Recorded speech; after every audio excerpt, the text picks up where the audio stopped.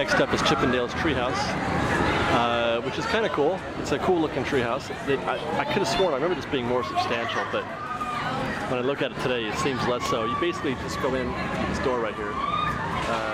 This front way, you go up a little bit, and then you come out on that little stairway, and you come down. It seems like you want to be able to climb that one a little bit more, but I guess that's not going to be, and this doesn't go anywhere back here either, but and you've got this barren.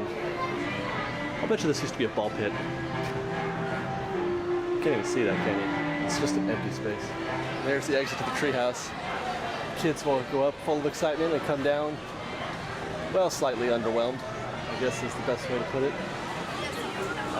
Yeah, and then they have the world's busiest bathrooms. You have Goofy's house, which is a lot of fun, but again, there's nothing to do in the house, actually. Let's go take a look real quick. Actually, the only way in the house is through the back door, I believe. I don't think you can get there from here. So let's go check out Goofy's house from the backyard then. He's quite the horticulturalist, Goofy is. Quite a few vegetables and whatnot growing. He also likes to hang his laundry in the backyard along with his golf clubs, which makes perfect sense. This area is mostly for really little kids who can climb on stuff and go through stuff. Maybe 6 or 7 years old and younger. Giant pumpkin. He grows pumpkins with their faces already on them, which is fascinating. There's his laundry. Yes, the only way into his house is from this backyard, which just has some couches in it. 2 couches that are not soft. Not soft. Those things are hard as rocks. A dresser, and an obnoxious piano, and no way out. This is not a walk through, this is a walk in and out.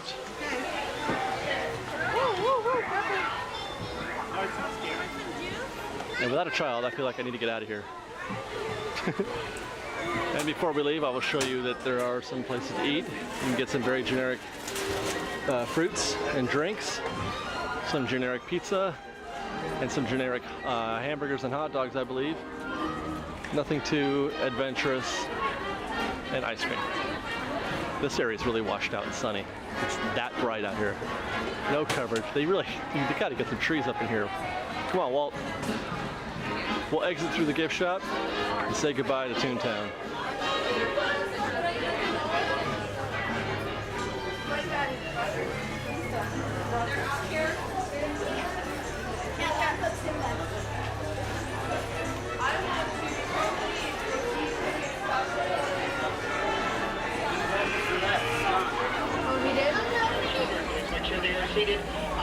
And that's Toon Town.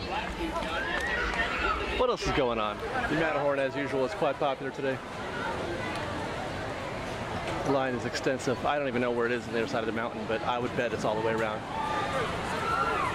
Full pop, both sides.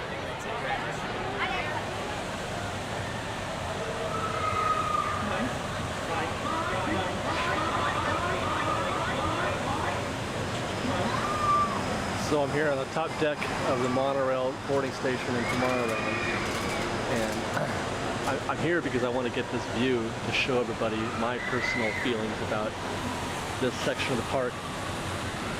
And really what I want to show you is the view, really. Can you imagine a Disneyland without this lagoon here, and without being able to see the monorail go by just like we did while waiting for the Finding Nemo submarine, which, I'll admit isn't great, but it looks beautiful. It's a perfect setting. You get the seagulls, and as you walk by Tomorrowland, through this way towards the Matterhorn, it's one of the most visually and auditory stunning settings that I can find in the park.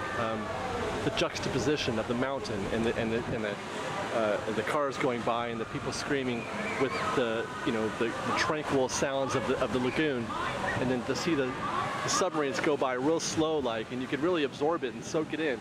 And the same for the monorails as they go by. You see those when you're standing over here in line for the Matterhorn, or when you're over here, by the Autopia, watching the Autopia cars go by. Come on, the Autopia cars are right there. You can't see them. They're going by all over the place, and it's just a it's just an amazing sort of cacophony. I don't even know if that's the right word. It's just a brilliant, brilliant setting, and it doesn't get its due. And to strip all this, to take all this out just so you can put in an e-ticket it's blasphemy, really, in my opinion. To what end? What are you going to do with an e-ticket here that is going to replace the feelings that you have when you are in Tomorrowland and around this lagoon? What's going to replace this? What can replace the feeling that you have? Something that you can't, articulate. I can't articulate. Look, and here comes another monorail. I mean, I'm getting sad just thinking about it, knowing that they were willing to take out the market house so easily. Why not do it for Marvel? And by the way, I'm all for Marvel and Tomorrowland. I just don't want it to replace this lagoon. Put Marvel where we enjoyed it last, over here in Innovations, which you can't see because the monorail is clearly in our path right now. Innovations, there it is.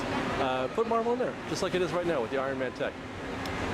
Why not, right? Or you could even replace, Captain EO or any of that other crap. None of that stuff even means anything. This part is a mess. This part is perfect. Don't mess with it. My name is David and I approve this message.